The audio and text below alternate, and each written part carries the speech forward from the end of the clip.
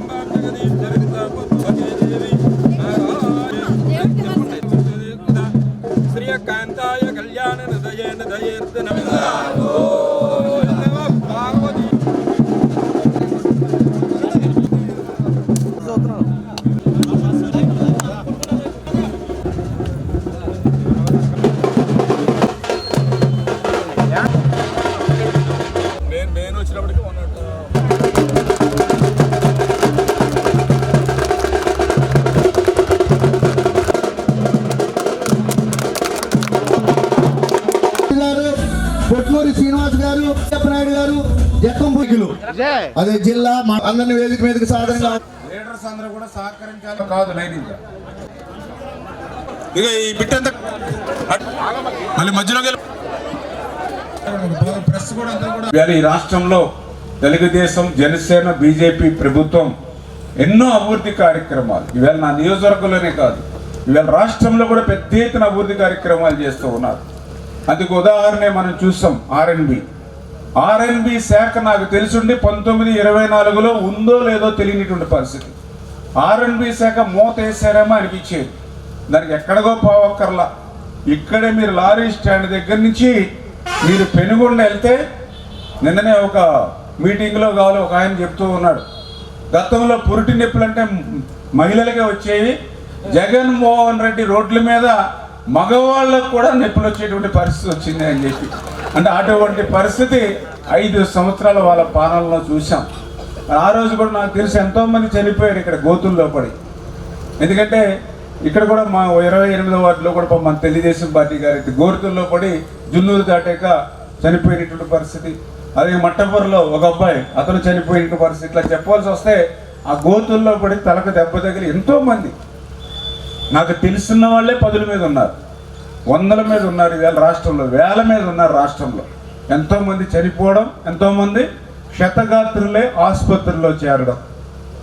అటువంటి ఆర్ఎన్బి శాఖను మళ్ళీ ఈరోజు చంద్రబాబు నాయుడు గారు అధికారంలోకి వచ్చిన తర్వాత ఈ యొక్క కూటమి ప్రభుత్వం, మరి యొక్క పవన్ కళ్యాణ్ గారు, అదేవిధంగా నరేంద్ర మోడీ గారి యొక్క సహకారంతో చూసినట్లయితే మళ్ళీ యొక్క ఆర్ఎన్బిని ప్రక్షాళన చేసి ఈవేళ దగ్గర మరి 3,858 కోట్ల రూపాయల ఆంధ్రప్రదేశ్ రాష్ట్రంలో ఆర్ఎన్బికి ఈరోజు ఖర్చు పెడుతున్నటువంటి పరిస్థితి.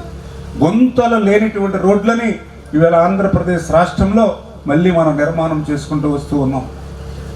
అదేవిధంగా పంచాయతీరాజ్ శాఖ నుంచి కూడా ఈరోజు మీరు చూస్తూ ఉంటే ఏ మారుమూల గ్రామానికి వెళ్ళినా, ఏ మారుమూల ప్రాంతానికి వెళ్ళినా ఈ కూటమి అభివృద్ధి కళ్ళకు కట్టినట్టు కనిపిస్తుంది.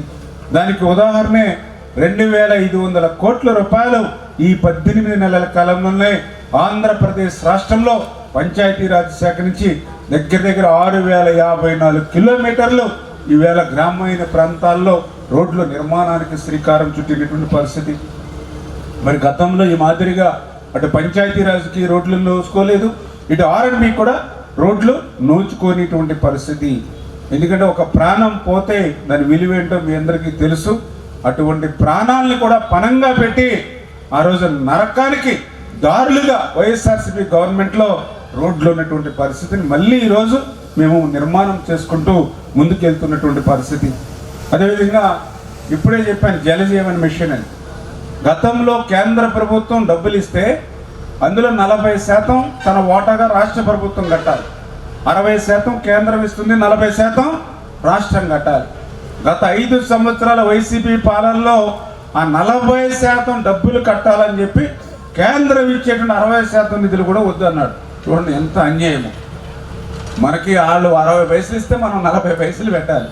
ఈ 40 పైసలు పెట్టడం ఇష్టం లేక జగన్మోహన్ రెడ్డి గారు కేంద్రం మనకి ఇచ్చేటువంటి 60 పైసలు కూడా వద్దనుకుంటే జలజీవన్ మిషన్ మూలన పడిపోతే మళ్ళీ ఈరోజు చంద్రబాబు నాయుడు గారు, పవన్ కళ్యాణ్ గారు, నరేంద్ర మోడీ గారిని కన్వీన్ చేసి అది వాస్తవంగా 2024కే జలజీవన్ ముగుస్తూ ఉంటే మన రాష్ట్రంలో జగన్మోహన్ రెడ్డి చేసిన అన్యాయాన్ని ఆయనకి వివరించి 2027 వరకు జలజీవన్ని పొడిగించడం ద్వారా దగ్గర 17,000 కోట్ల రూపాయల పనులు ఈవేళ ఆంధ్రప్రదేశ్ రాష్ట్రంలో జలజీవన్ ద్వారా మనం చేసుకుంటూ ఉన్నామని అంటే గత ప్రభుత్వం మరి ఈ ప్రభుత్వానికి ఉన్నటువంటి తేడా, మీ ఆరోగ్యం మీద ఈ ప్రభుత్వానికి ఉన్నటువంటి దూరదృష్టి, ఇవన్నీ కూడా మిమ్మల్ని గమనించమని.